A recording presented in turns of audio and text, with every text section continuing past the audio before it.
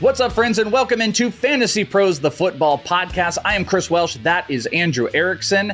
This is wide receiver buy, sell, and hold. Whom are we buying? Whom are we selling? Well, tune in here because we got some names for you on the big, on the low. We're going to get there doing the whole thing. Andrew Erickson, wide receivers paying off. And are you ready? Giving you a little thing here. Since there's no worm, I'm cheating. I'm going to cheat. If you ain't cheating, you ain't trying. I'm going to cheat in the wide receiver I'm going to sell here in a little bit. I think you're going to like it, Erickson. I think you're going to like the conversation. I am, because spoiler, it's about we got to talk about some Ravens player when Worm's not here on the show. So again, we're getting your Ravens talking. So even though we don't have Worm, we're still talking about those Baltimore Ravens. That's what we do. It's exactly what we do, friend. If you guys want to check out all of the trade analysis that you can have when Erickson, Worm, myself, we're not here, whether you're looking for waiver analysis when we don't have the waiver podcast, or maybe you already listened to it, you've got more, go and check out everything we have going on over at My Playbook. When you download My Playbook, you can sync your league and get customized information about your league. Who should you pick up? Should you make that move on waivers?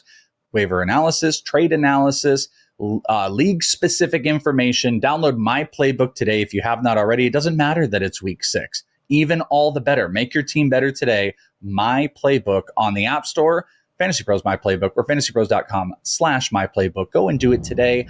All right, let's talk about some buys on the wide receiver front. We'll start in the positive, and because there's no worm, it is you that get to start, Erickson. I get to take a breather off of the first one and react to you.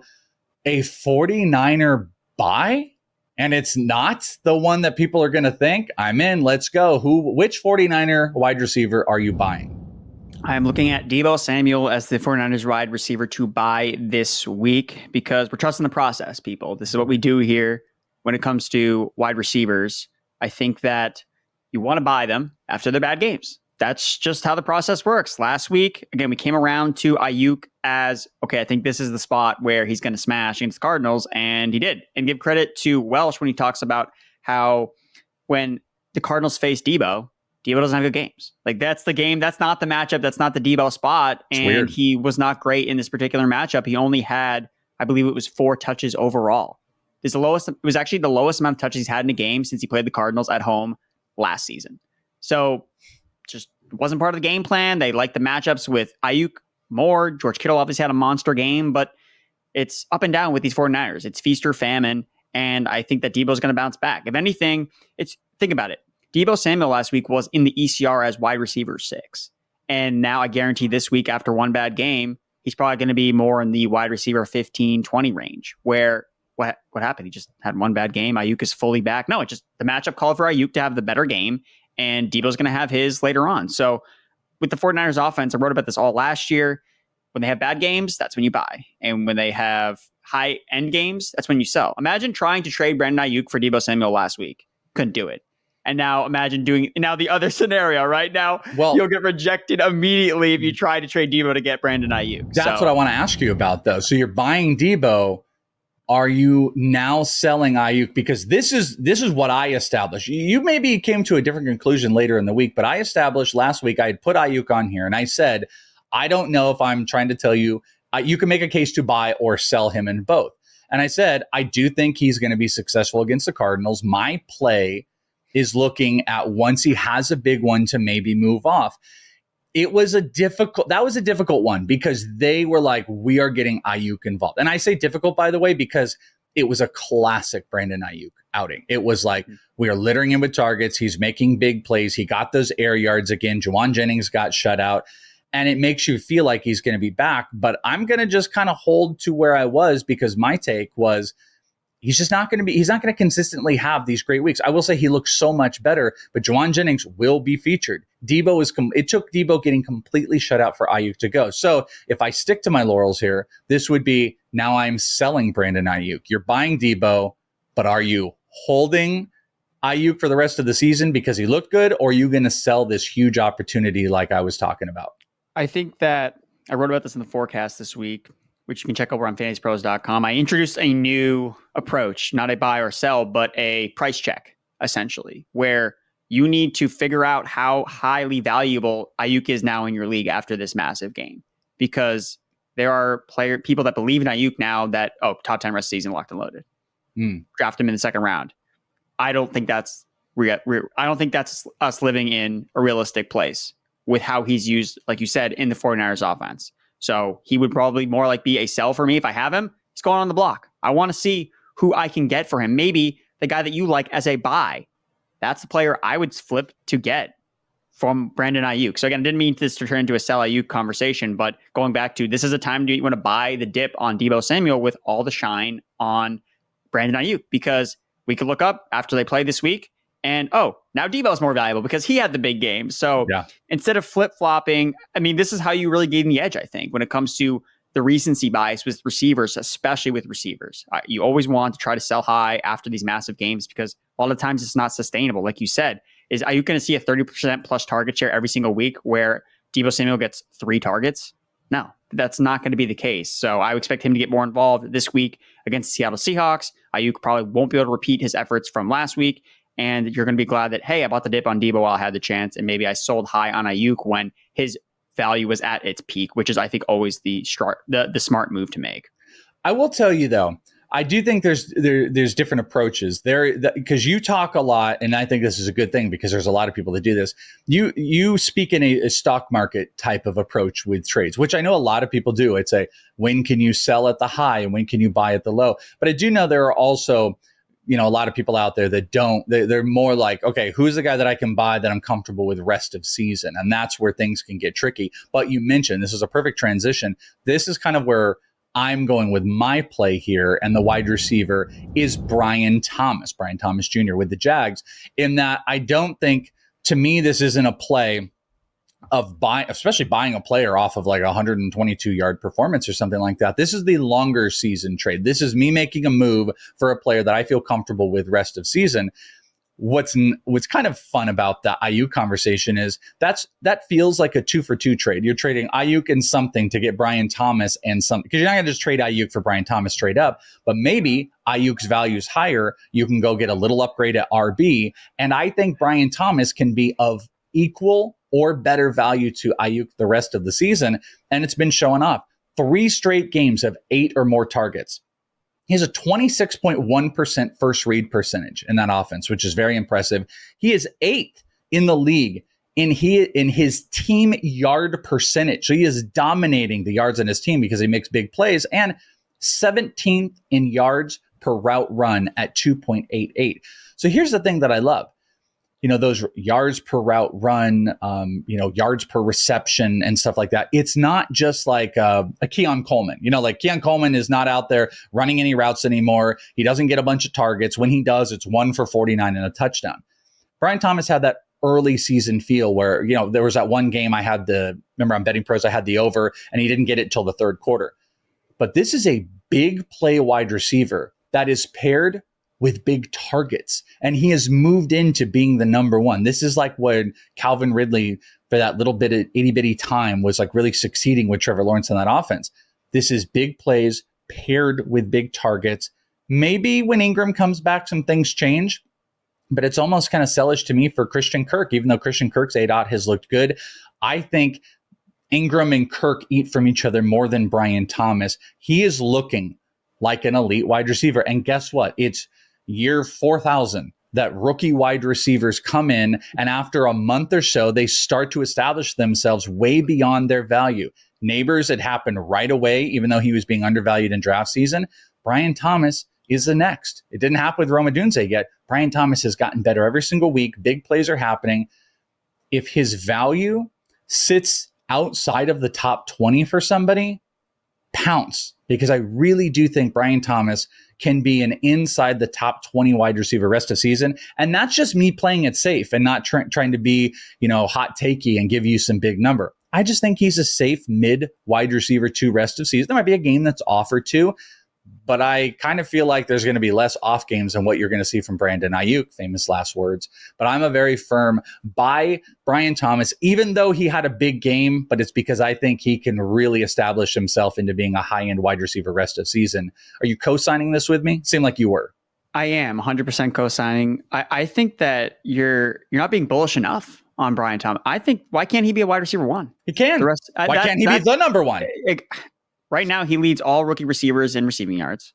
He has more than Malik. I know Malik Neighbors missed a game, but would you rather have Brian Thomas or Marvin Harrison Jr.?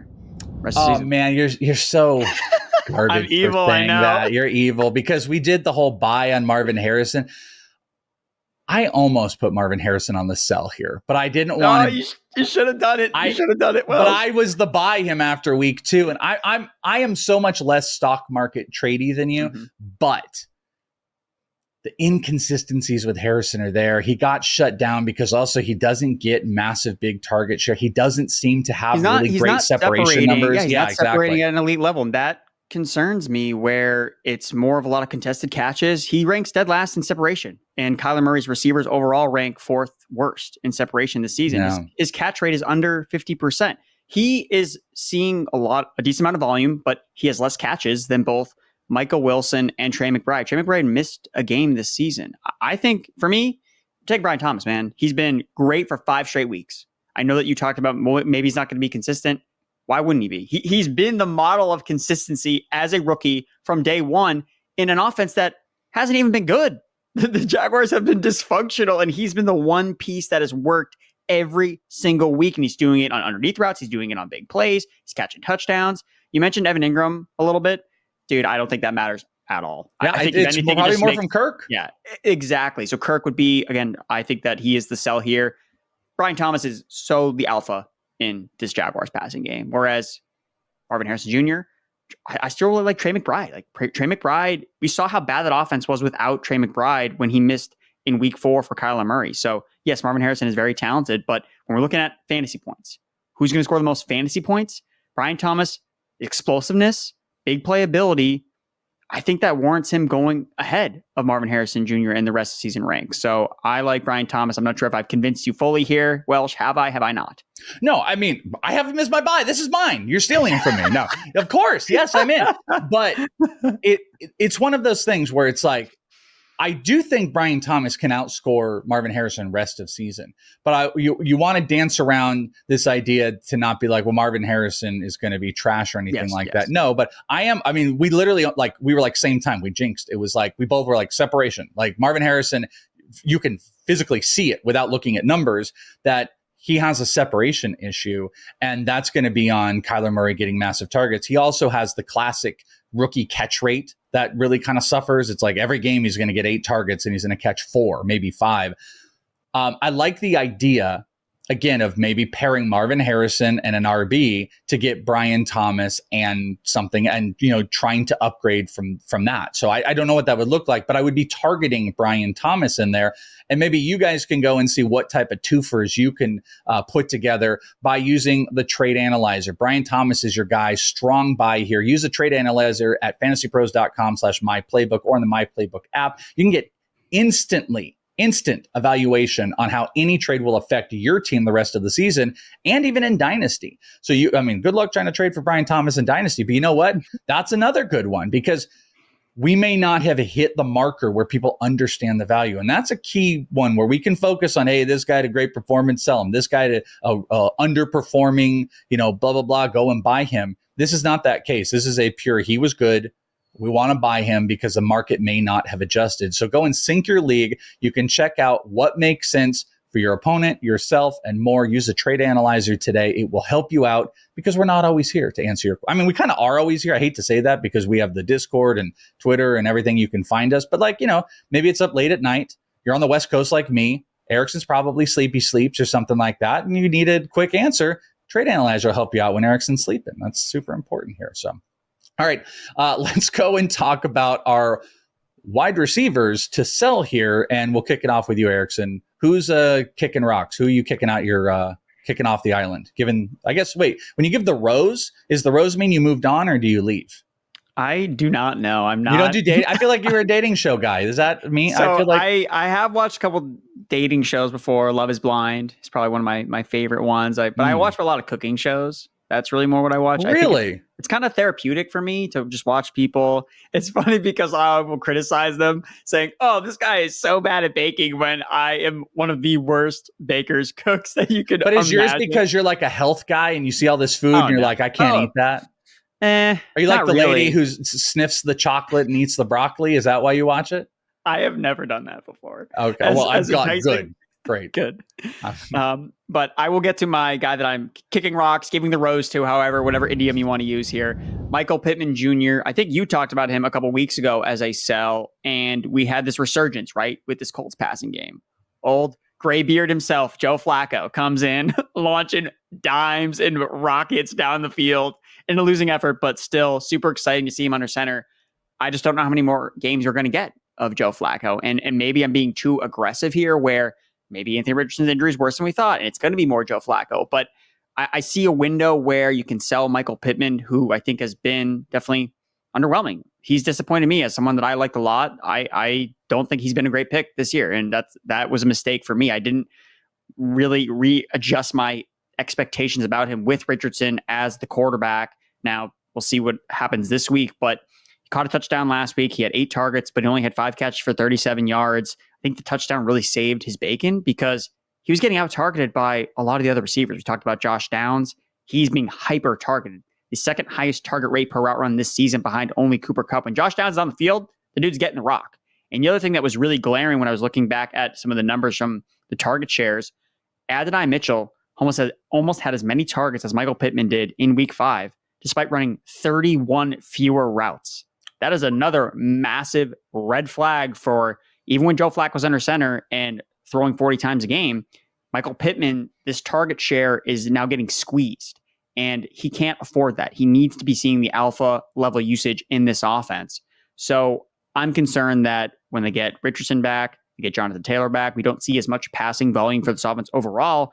And the alpha usage for Michael Pittman, I don't know if it's there anymore with these other receivers stepping up. Alec Pierce, look, man, I know that he's been a bust the first 2 years of his career, but every time they throw him the ball, he scores a touchdown, right? So I don't think he's going away. Mitchell was a second-round pick. We saw how involved he was this past week, despite not playing that many snaps. And Josh Downs, dude is a baller, man. He is a straight-up baller. So I overlooked those guys when I was kind of ranking Pittman as a potential wide receiver 1 this season, and I'll take the L on Pittman. But I think just given the optics of this Colts passing game without Joe Flacco potentially, the other receivers stepping up, and the fact that the schedule, if you look at FantasyPros as a strength of schedule tool, it's not the be all end all, but it gives you a nice perception of like how good is the schedule rest of the season. The Colts have the worst schedule for quarterbacks for fantasy rest of the season. So just kind of adding that last layer of, well, I don't even know how good the matchups are going to be for this team to cook. Again, this last week was the best matchup against Jacksonville. They have a horrible secondary. No Jonathan Taylor. They were going to throw the ball a ton. I had the over in this game, so I felt good about that. But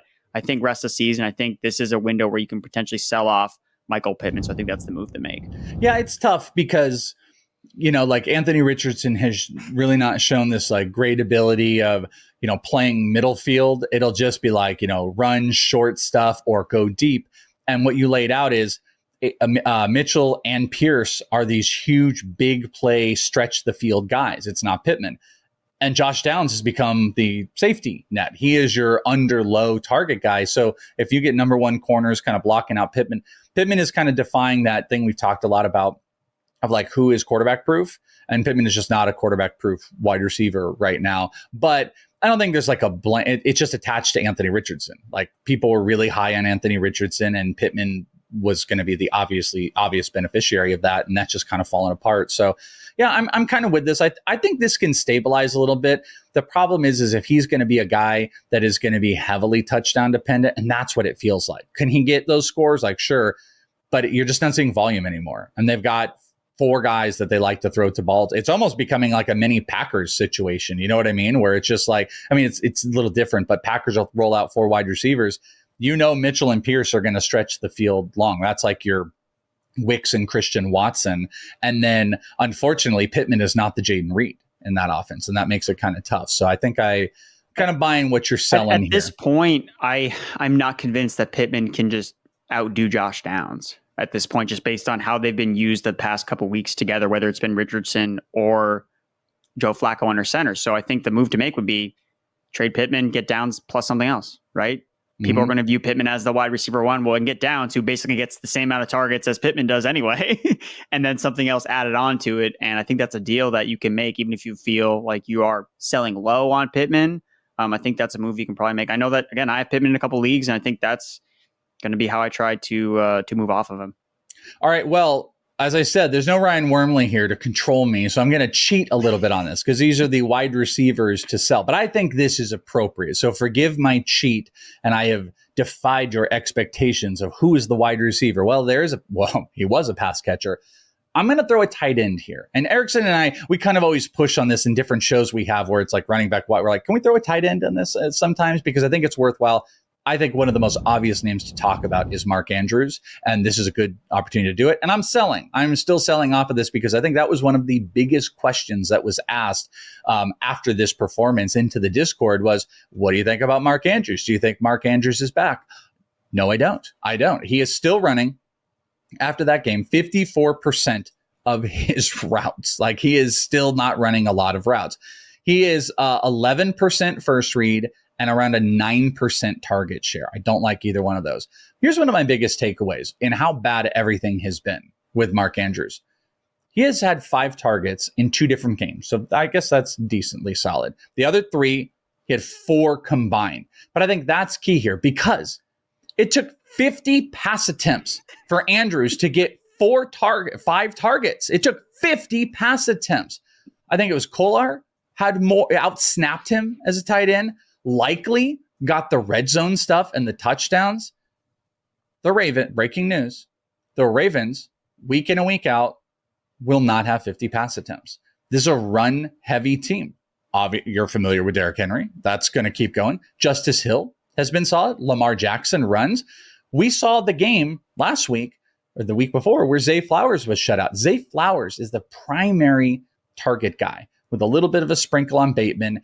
And then this barrage of adjusting and flying out tight ends likely is the playmaker for this team. They said, we're going to get Andrews the ball. We're going to do. They're really not. Like 50 big, massive pass attempt games might make him tight end 13. But this offense does not speak to him and likely is the guy that is going to make the big plays. And he's still being outsnapped by like the 3rd tight end. So I don't buy this. Cool if you had him started. You got your 6 points in half PPR. That might be the best you get. He'll have one game where he gets a touchdown. Everyone's like, oh, yay, it happened. But it is going to be massively inconsistent. If Colby Parkinson was not on a bye this week, I'd still do it. But if Colby Parkinson was not on the bye, I'd be like, go get those 13 targets you got out of him and cut Andrews for Parkinson. It is going to be, I will be shocked if Andrews breaks the top 15 or top 12 tight end like 3 more times this entire season. So I am selling, because someone asked this question, would you sell Andrews? And I was like, can you do that? Like, can you even do that after this? Yes. If someone is like, oh my God, we're back. They said we'll do more. They did more. You can have them. I will sell Mark Andrews on this. Andrew Erickson, but what say you? Do you think Mark Andrews can come back? As the 2 resident owners of all of the fantasy shares of Mark Andrews, and both of us, we're both eating our words in it. Are you back a little bit? No, it's over. It's okay. So over. There was nothing more gut wrenching than seeing Charlie Kolar take that like long pass, I think, for a touchdown. And I thought it was Mark. It's Andrews. Oh, it's not. It's not Mark It's Andrews. The 3rd string tight end. That's not Mark Andrews.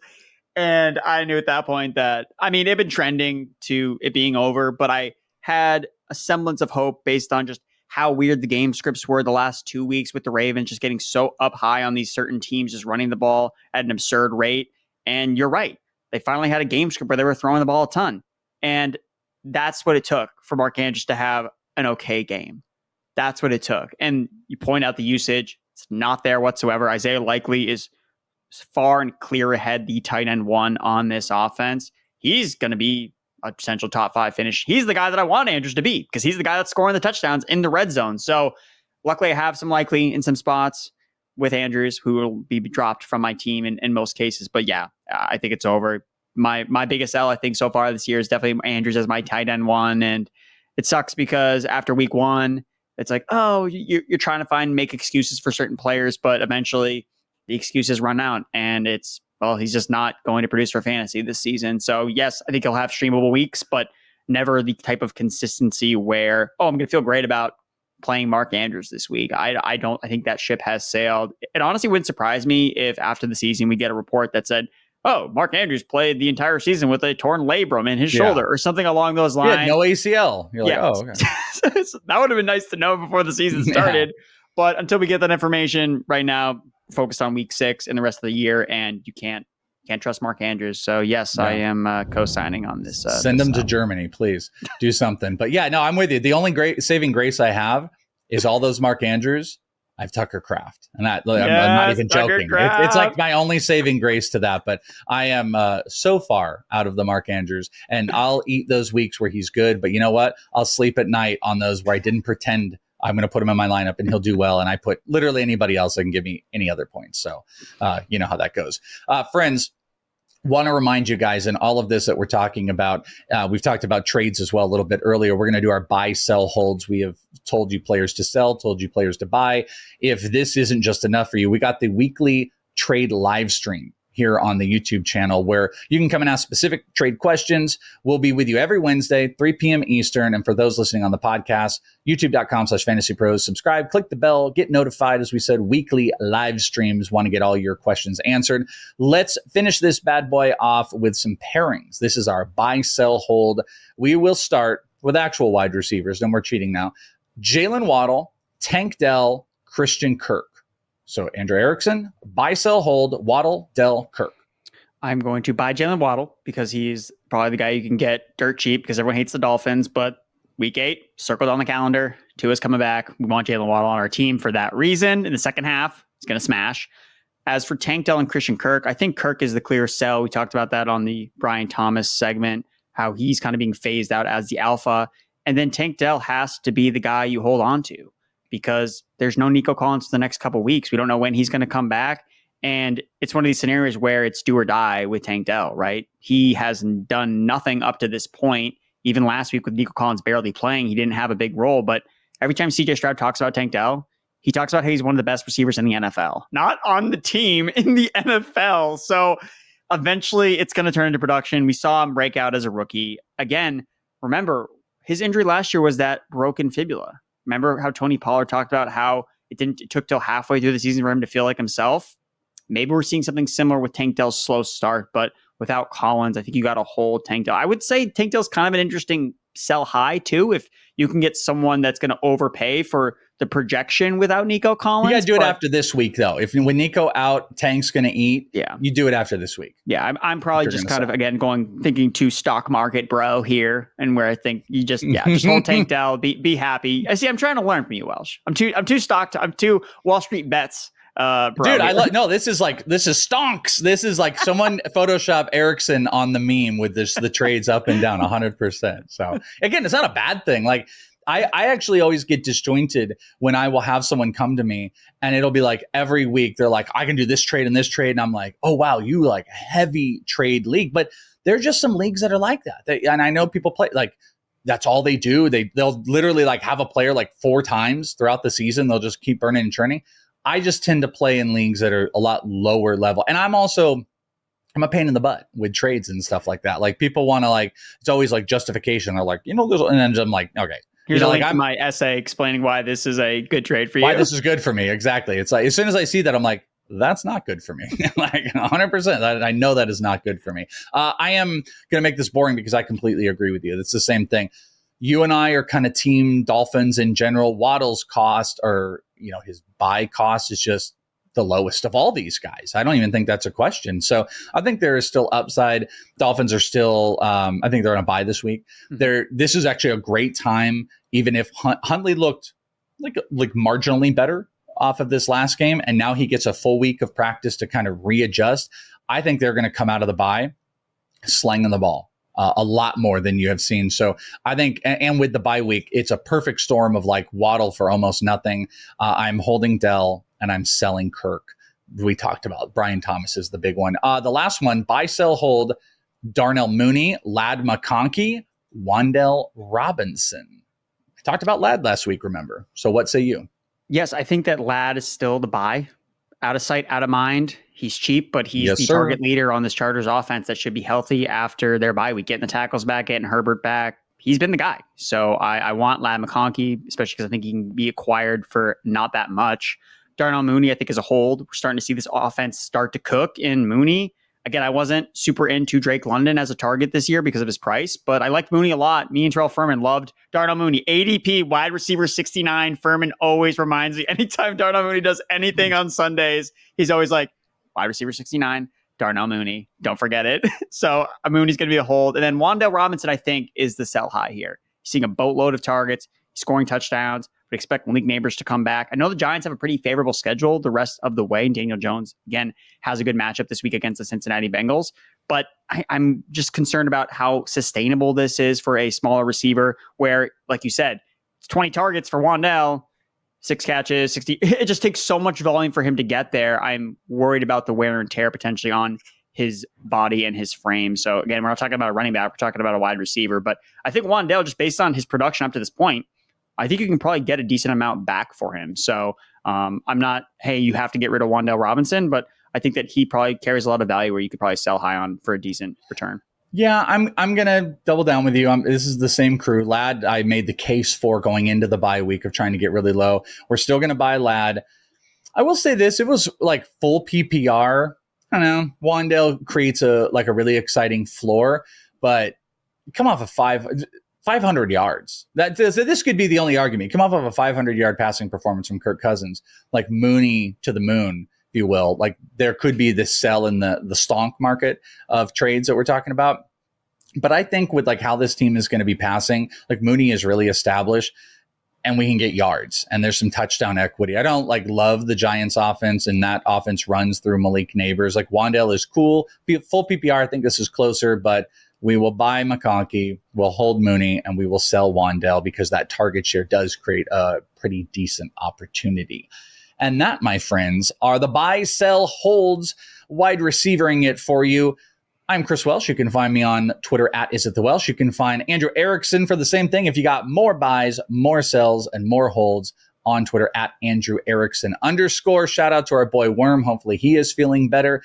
Thank you guys as always for hanging out with us. Make sure if you're on the YouTube, you subscribe, make some comments on there, win cool stuff as we're always doing. We hook you up there. If you're on the podcast side, make sure you're subscribed, make cool comments, and then come over to YouTube, youtube.com/FantasyPros, subscribe, watch us hang out. We're doing the neck shake. We're having a little bit too much fun. We're having way too much fun for fantasy here. But thank you guys as always for hanging out with us here on the Week 6 Buy, Sell, Hold for the team here at Fantasy Pros. We'll talk to you next time. Peace.